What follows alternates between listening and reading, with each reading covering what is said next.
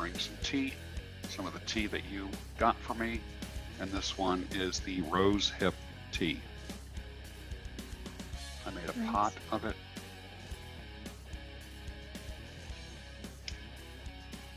And I'm excited about drinking this. So, cheers. Oh, that is so good. I want to welcome to the program Clearview from Poland with us today. We're talking about being healthy and fit after 40, 50, and 60 years old. You are obviously going to be representing people in their 40s. I'm going to be representing people in the 60s, although I've been through my 50s already. So let's start with you. Regarding health, for instance, let's just say like this morning, you went to a class and you took a class that had a ball, some kind of, I don't know, I call them like yoga balls or something like that. That's what they call them here. Yeah. I don't know what you call them. What kind of exercises did you do with that? And was it a group class? Was there like a leader in front of the class that guides you into what you do with the ball? Yes, it was a group class, yes, with a lady who is just running the class with the music, you know. So the ball can be used for many different exercises. So it doesn't have to be just stretching. It can be also a great tool for strengthening, like you can do planks. So it's stability, right? Balance.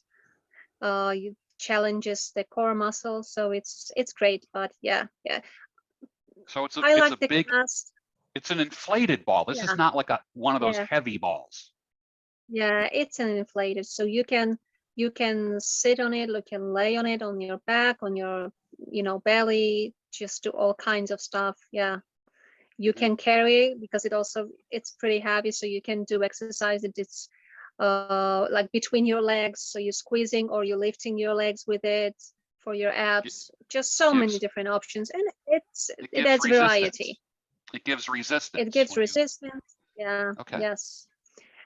So it just adds variety to your training. That's kind of what I do.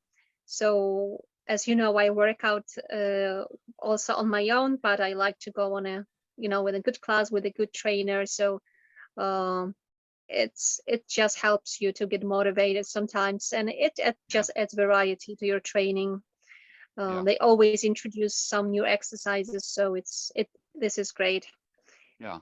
And with exercises, the most important is to do it regularly, and you don't have to do it a whole lot, but to do it, to be consistent with it. Do you warm up before the class? Are you doing stretching? Are you on a exercise bike or Stairmaster or something like that? Yeah, well, you know that I hate treadmills, right? Yeah. So I don't Same use here. treadmills, but yeah, I like to warm up if I can. If I have time, I like to go, even 10 minutes ahead of time and do warm up. My favorite is those spin bikes, for the spinning class. And sometimes the gyms have them also available, for everybody, so we don't have to attend the class. I like to warm up with that kind of bike. It's perfect. But you can do any kind of warm up, just kind of move around, move your joints, or just warm up. Yes, I do that. So you represent the women in their 40s. Yes. You are, and I represent guys in their 60s, and I've been through my 50s already. My 40s were pretty rough years, health-wise, or I should say fitness-wise, and then I had a couple wake-up calls, and I think it was just from being discouraged about some things that had happened in my life, and just didn't care. And I was a comfort food eater. Man, I love my comfort food, my macaroni and cheese and pizza and wings, and at the time beer. I don't touch beer now because it's just way too many carbs. But for a woman in her 40s, and we have many women in their 40s in the audience, what would you say is the main thing to look out for? What do women in their 40s, and I'm just using broad brush strokes here, what do women in their 40s have to deal with regarding health and fitness? Now you are 5'7". I got that right. 5'7", and 130 pounds. That's just really, that's trim, that's thin, that's healthy, BMI, and all of that kind of stuff. And I remember asking you about your weight at one point. And there's two things that I never talk about with women, and that's their weight and their dress size. So those are areas that men do not want to go into those areas. But you and I have a special kind of relationship where we can talk about those subjects. One of the things that you replied to me about weight, you said you go more by how your clothes fit and not what the scale says. Yeah. Maybe I weigh myself like twice a year, maybe. Very rarely. Yeah, because the clothes tell you all. And especially if you try on, the clothes that do not have stretch in them. So then they tell you the truth. You don't need your scale, it tells you the truth. Because sometimes, you have more muscle, you gain more muscle, so you weigh more, but you actually look better and everything fits better. But then you have a lot of fat, and the fat weighs less than muscle. So it can be tricky with this weight. Obviously, weight is a pretty good indicator, but it's not all. So for me, I'm not following my weight as much as I just look, okay, whether my clothes fit, whether they're getting too tight. But yeah, that's how I look at it, and it's more for health right now, I would say. But the funny part is, if you eat healthy, you will not have problems with your weight. So then you don't have to really worry. If you have good habits, you don't have to worry about your weight. Yeah. This is like the side effect of what you do, because even when I was losing some weight, not intentionally, but through applying some good habits, the weight just was melting without even me intending. Yeah. Yeah. Well, I know. So Well, you walk to work every day. You walk home from work every day, and that's a couple miles. So I mean, there's 4 miles right there that you walk every day, and then sometimes you go for a walk when you get home. And yes, I do in the summertime. Yes, yeah, I love that. Yeah. And a bit of working out, but yeah, the key is really the diet. What you eat is the key. Yeah, you can't out train a bad diet. Oh yeah. That's what I heard someone say once. Yeah, I have friends who exercise like every day, 2 hours, and they still cannot, get to the right weight. Right. Yeah, and I used to work out even more in the past. I used to work at 5 times a week, and also those more than 1 hour. Yes, about that. And I had more issues with weight than now, and I was younger, so it was like in my 30s.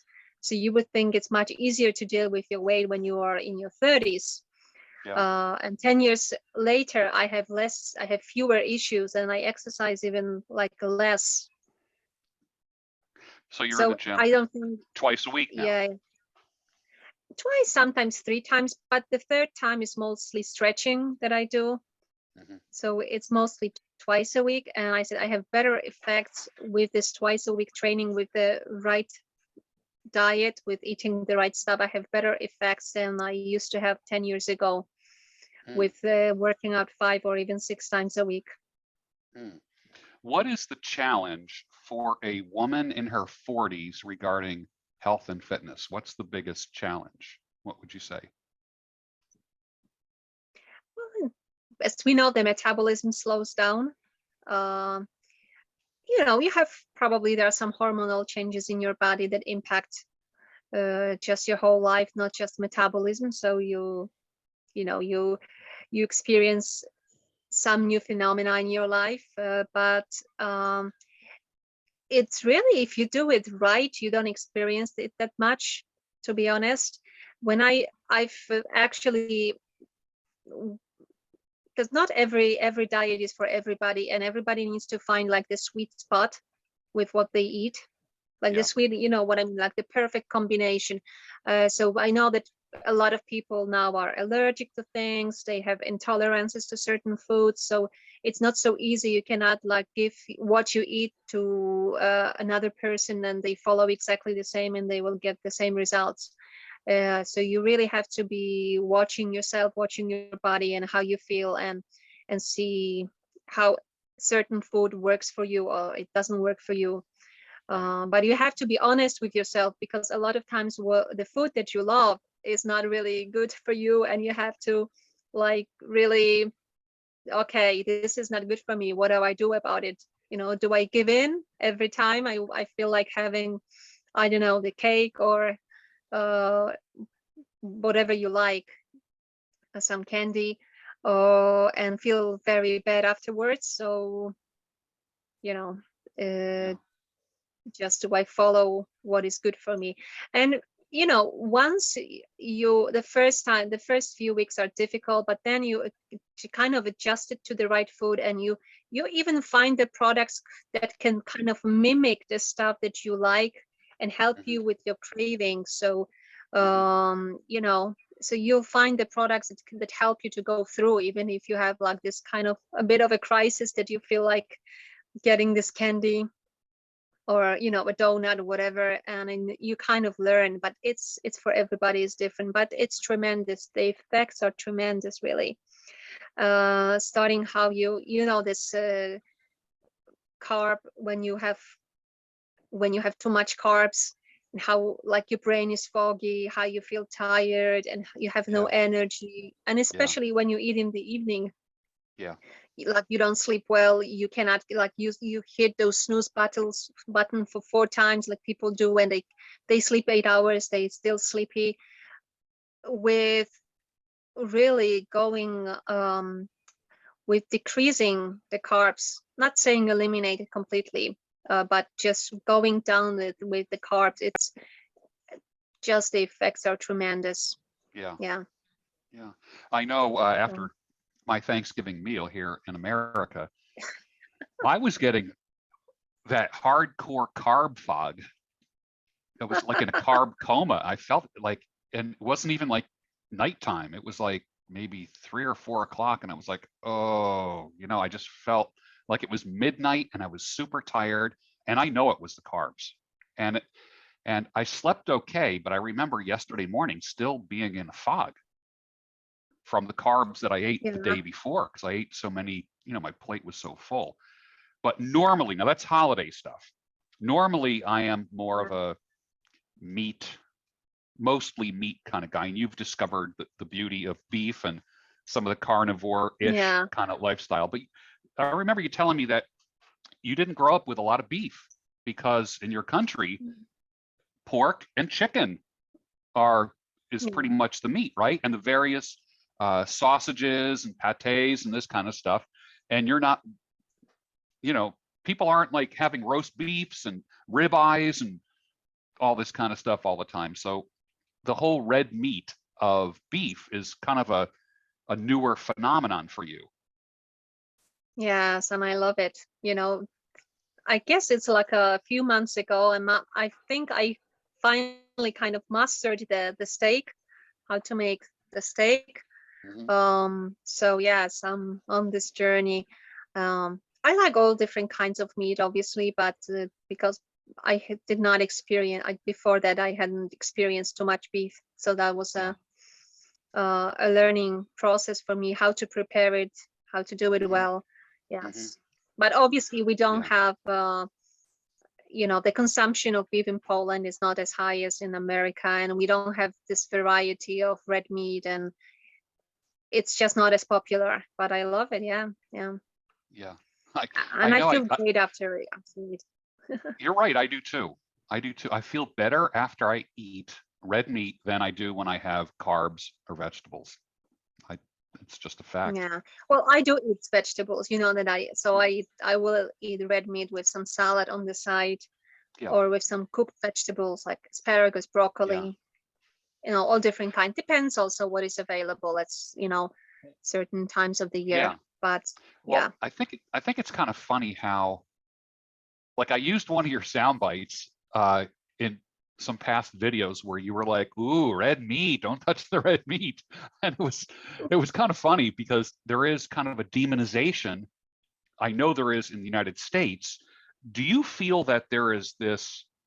I don't want to say vegan agenda because I don't want to drag vegans into this, but do you think there's an agenda to do away with red meat and cows and beef cattle, that kind of thing? They mentioned fatty food and red meat. Oh, bad red meat.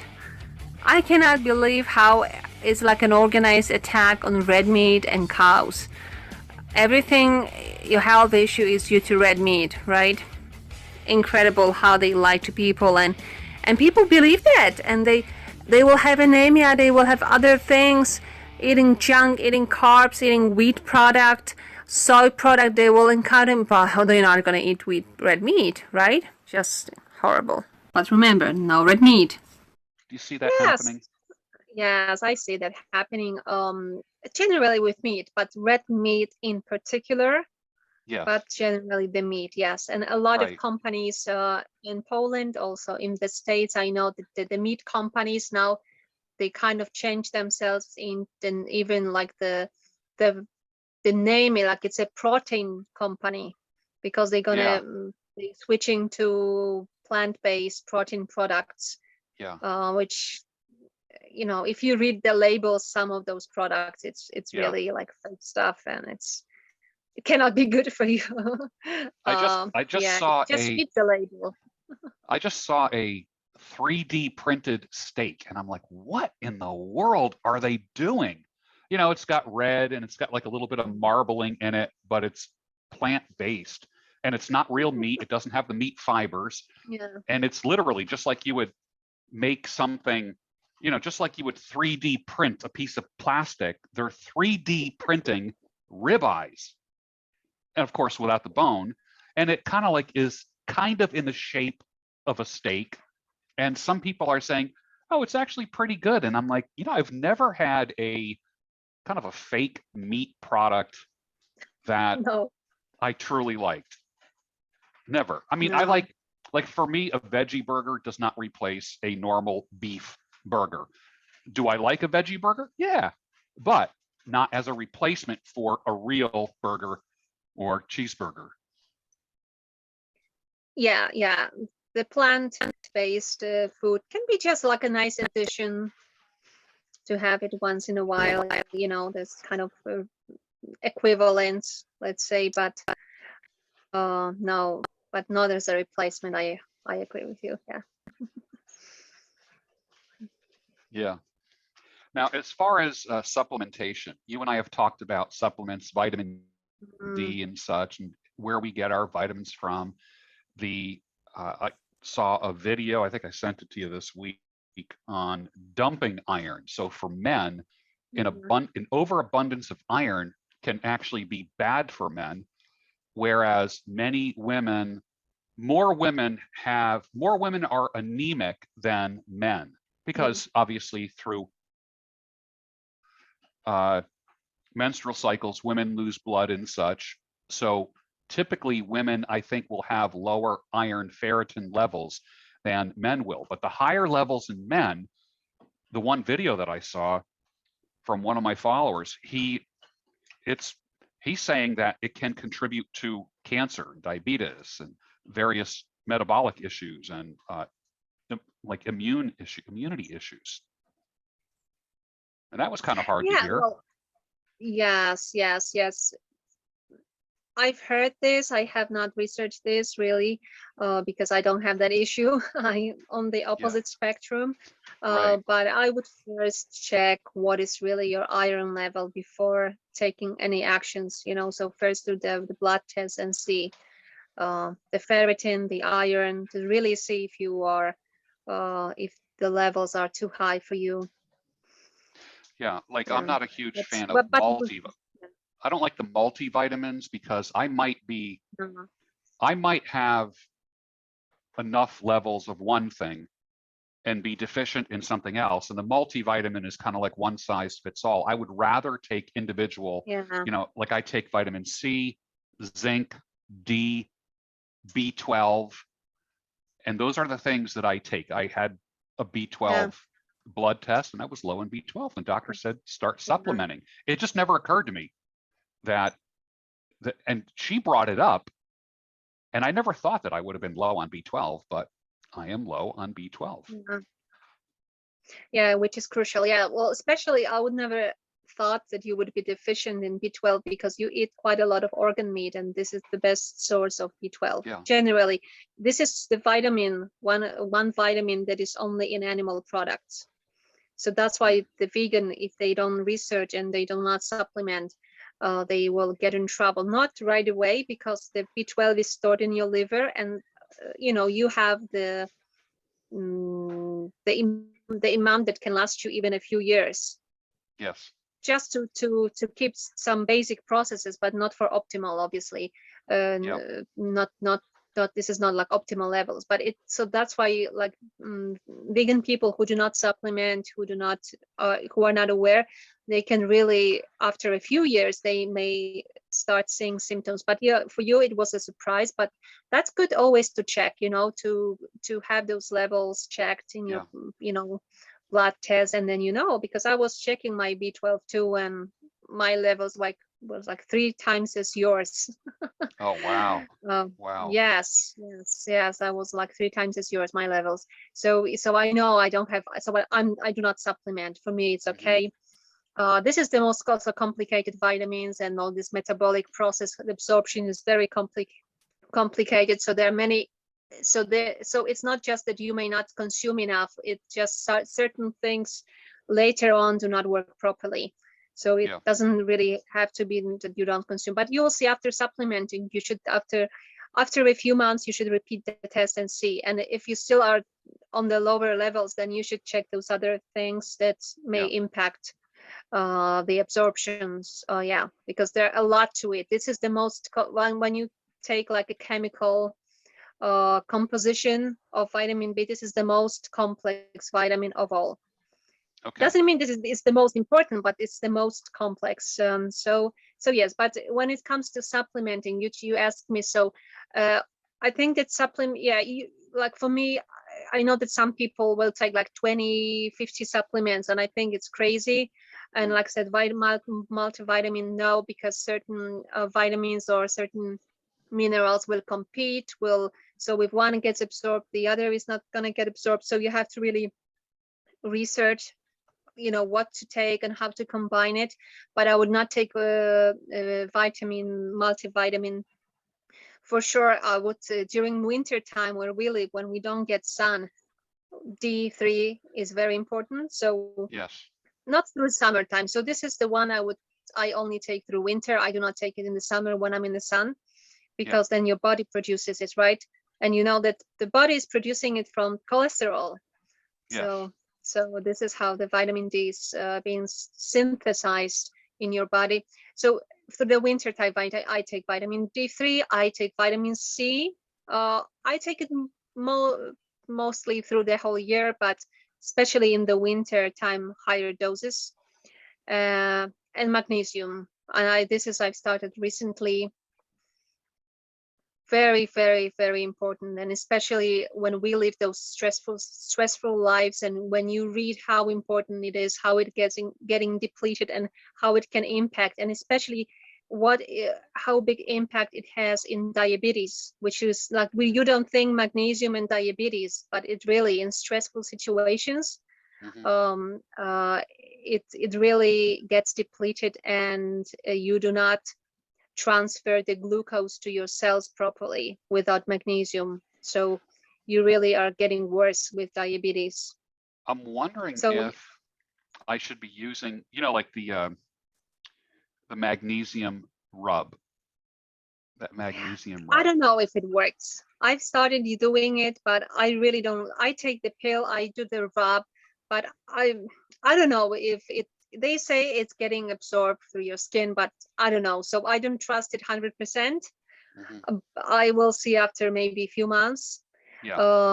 it's difficult with magnesium to check the level in your blood and to rely on that, because what I've read is that only 1% of your magnesium is in the blood. So Mhm. I don't like the blood results will not really tell you too much. Okay. But most of the people are deficient in magnesium.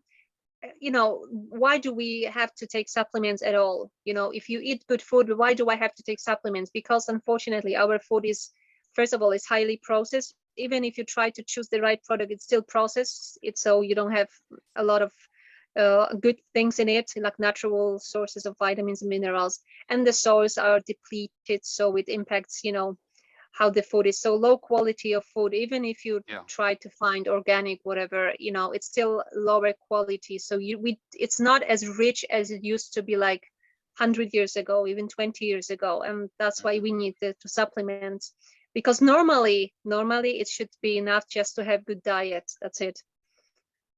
But Right. yeah, but unfortunately nowadays it's but I think you need to get smart with supplementing, not to supplement too much, and really do the research and see what you need.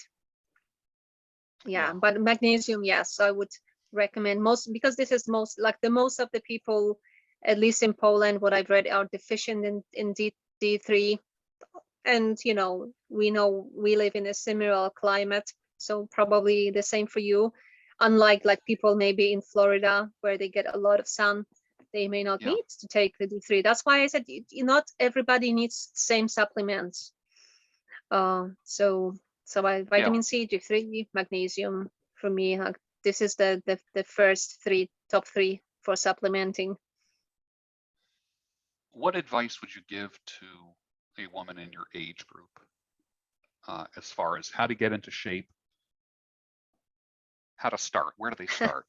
Where does somebody even start? There might be a woman who Oh is, wow. she's overweight, she's discouraged, she's tried all kinds of things and stopped, quit a lot of different things. What advice would you give to that woman? Not easy, because I was never really overweight. I could have a few extra pounds, like 5, 6, or 7 extra pounds, but I was never overweight.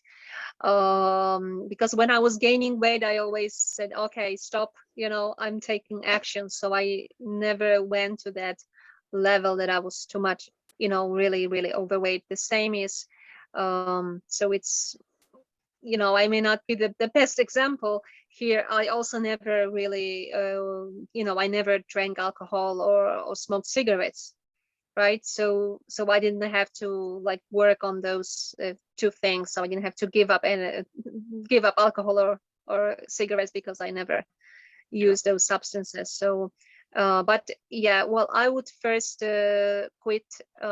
I was testing many things, like eliminating like dairy products, eliminating all different kinds of foods. I noticed the best is low carb, and first eliminating grains, wheat is in particular. So grains, so bread, pasta, all this stuff. The biggest effect.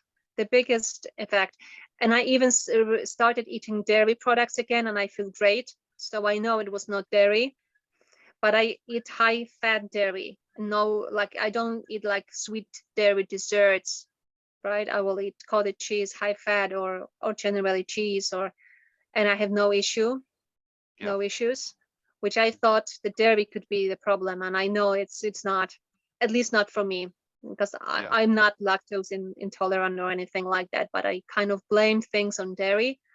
For me, so I think, and for most people, it's really the carbs, lowering and especially eliminating wheat completely, and just generally grains. For me, that's number one. And like you don't worry as much as about calories at the beginning. Worry about just working on eliminating those products, because I don't think about calories at all. But obviously, if I don't eat wheat, that means I don't eat cakes, right? I don't eat bread. I don't eat pasta. All this stuff. Also, another carb product I don't eat is obviously rice. But I will have oatmeal sometimes. So it's carbs, yes, but But I said I do not eliminate carbs completely. I just lower it, and I choose certain products and eliminate certain carb products. So, and obviously, like pure sugar, avoid just anything that's sweet, any candy, stuff like that. Fruit, yes, but also not too much fruit. But I will have a piece of fruit. Why not? So I'm not like drastically like eliminating like some people. Yes, you cannot even have a piece of fruits. I don't think it's good for you. You know, it has to be. It cannot be that drastic, in my opinion. It has to be doable for you. But when you make those small changes at the beginning, grains, wheat, and lowering generally the carbs, you will not even think about calories at all, and the weight will fall off, and you will not be counting macros, like doing all this stuff. You don't need that. So, somebody asked me, they said, so what are your macros? And my reply was, what are macros? I have no idea what macros are.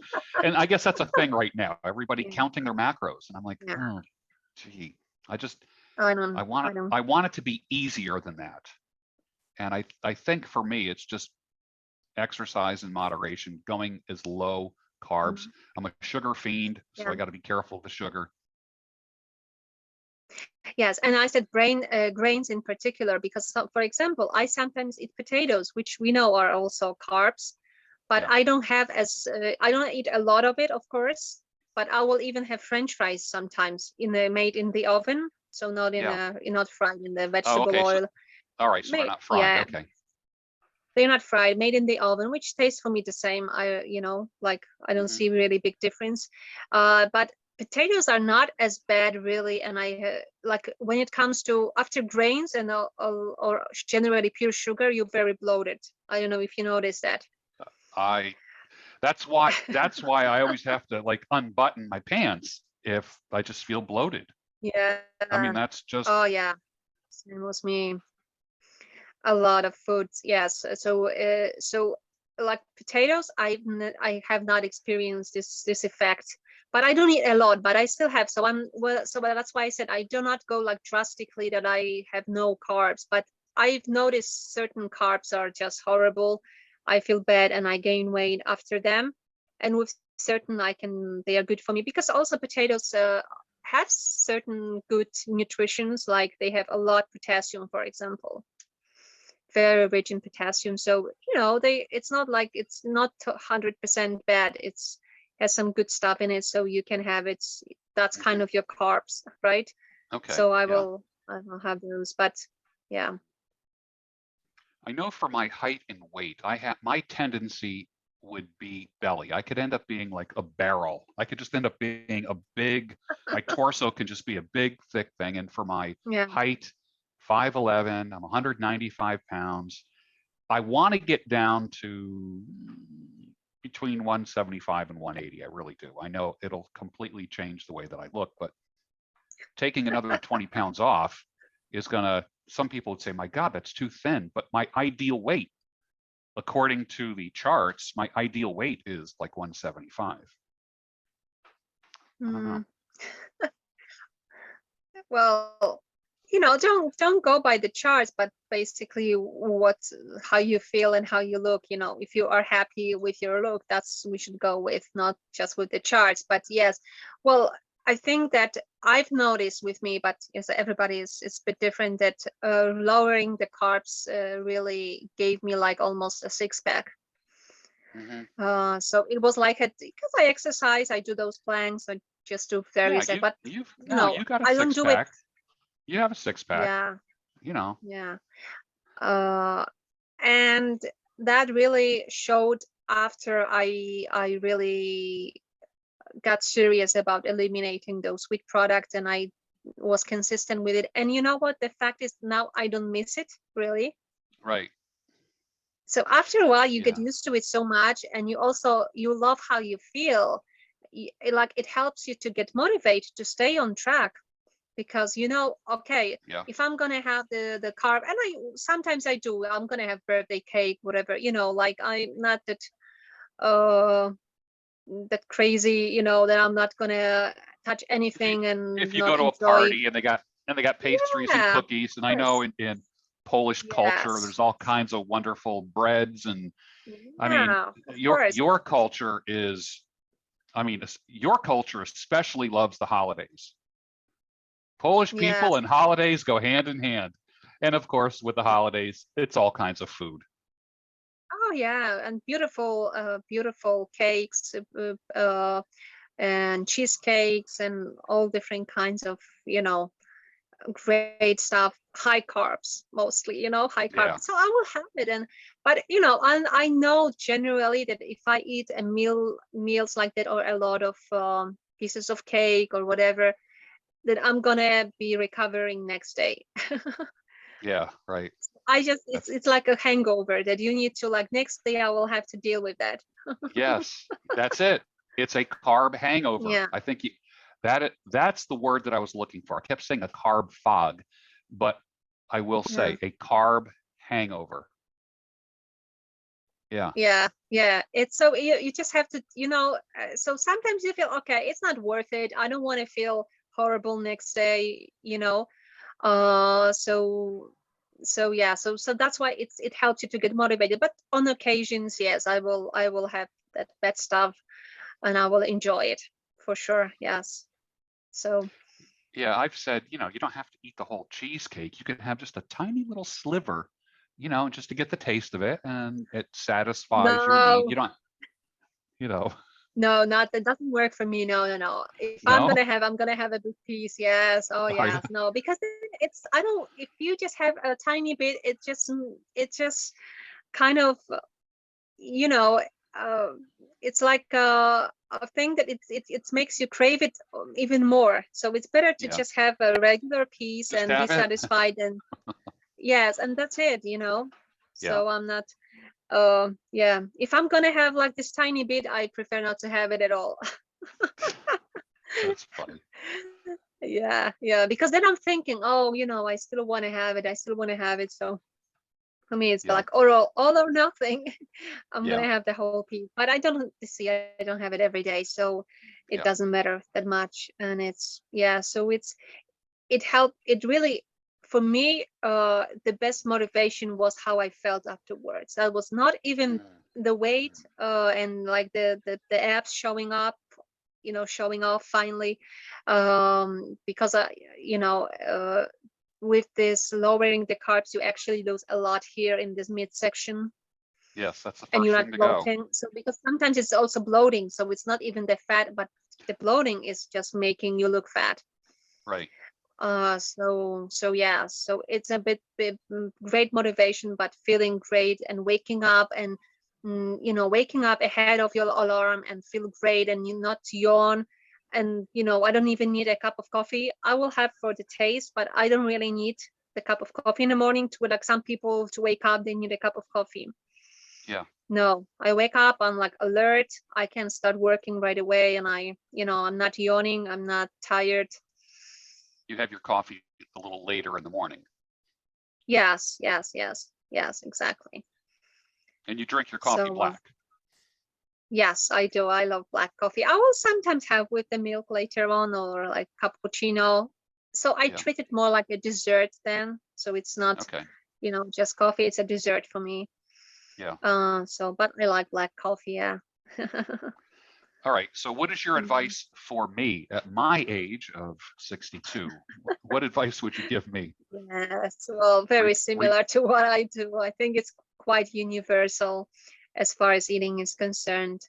um, but also just observe your body and see what works for you. So like I told you, my example with dairy, I thought the dairy was so bad, and now I'm eating and I see it was not. So really be open-minded to see and to eliminate or go down with certain products, increase others. So yeah, I would definitely um, just also see what is the best time for certain foods. So for example, I've noticed like that I think I read about it, so that it's good to have some cheese or cottage cheese in the evening before you go to sleep. have protein So I before you go to usually, sleep? yes, Okay. yes. Okay. So I yeah, so that's what I have. I like to have some cottage cheese in the evening Mhm. if I'm hungry, if I'm hungry, or if I crave stuff, because sometimes you just have a craving. So it's really kind of, I've noticed, and I think I've read about it too, that cheese or cottage cheese helps you with your cravings. Right, So when you have those evening cravings sometimes, right. so yeah, so Yeah, that helps you yeah, to sleep. yeah. I know I have a propensity to like crunchy things and Yeah, chips, pretzels, this kind of stuff, these trail mixes. And I have found that even crunching on celery for me yeah, kind of satisfies the crunchy craving that I have. And it tricks my brain yeah, into thinking that I'm having chips or something. I don't know. Obviously, I'd rather be yeah. crunching on celery than be eating half a bag of potato chips before I go to sleep. That's right. Well, that's what we were talking about before, that you need to find kind of replacement for the stuff that for bad things that you like. Yeah, yeah, So try to find replacements. Um, I even in the winter time, because you can eat more fatty stuff in the winter, so I even eat for like crunchy things or salty snack. I eat even pistachios sometimes. yeah. Pistachios. Okay. Yeah, and I'm not. I doesn't make me fat. Yeah, right, right. Yeah, And so it I do, but satisfies the crunchy, it the satisfies. salty. Yeah, Yeah, yeah, yeah. Well, yeah, maybe the fact that it's salty is not the healthiest, but if I'm gonna have like, I'm craving, I'm craving certain things, so I will have pistachios sometimes. Like especially in the summertime, I didn't crave it at all. right. Because I like more fruit, but in the winter time when it's cold outside, it's kind of pistachio Yeah, time for me. yeah, yeah. Well, it's 3 o'clock for me, and I know it's 9 o'clock p.m. for you. It's the end of your night, so I know you got to wrap things up, and I want to be respectful of your Yeah, time. So it's been great talking to you, sweetie, and I love talking about nutrition and fitness, and that's something that we both enjoy talking about and that we have in yeah, common, and have been a great source of encouragement. You've been a great source of encouragement for me, and I appreciate that. So thanks for coming on. mm. Any final words? Well, once you just take one day at a time and just be happy. Okay, today I did great job with my diet, and not to think, because it can be too overwhelming, especially when you have a lot of weight to lose. Just take one day at a time with that, and just do your best. And even if you fail sometimes, okay, that's just forget about it, and next day you start all over. So don't give up, and don't think, okay, because I made a mistake one day, like it's the whole process is ruined. It's not. Right. It's not, and it's never too late. So I discovered really my like sweet spot with eating, in my 40s. I've noticed what is really good. So just keep searching and researching, and really look for the best combination of food, the best exercise for you, and then you'll find sooner or later. Yeah, that's good because I Yeah, want to live a long life. So yeah, yes. yeah, And be careful, because there's just a lot of products that been pushed, that they want you to spend money on. I would go just careful with that. If yeah, you first do research, if you really need that, or that's why I said I supplement. There are so many supplements, but if you first look what you eat and then see, okay, whether obviously you can check your blood, but not everything can be really checked in your blood test. But see what food are you eating, and if you consume this ingredient or this vitamin or this mineral with the food, or this amino acid with the food, if you know you do, then do not spend money on supplements. yeah, So just kind of analyze your diet, and kind of figure out what can be missing in your diet, or all just through the season, like we mentioned, vitamin D. during winter time. So just be smart with that. Don't spend a lot of money. And just also with exercise, don't think that you really need to work out 5 times a week to to be healthy and to achieve. Move a lot, yes, like walk, like you walk to. Always encouraging to walking, do some exercise, with weights, with some resistance. But don't think that you need to really like spend hours in the gym, to look good. So yeah.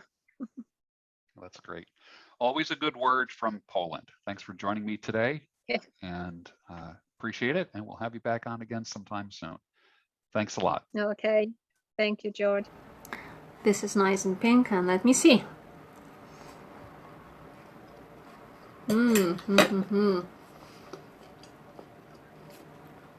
We are going to rock and roll.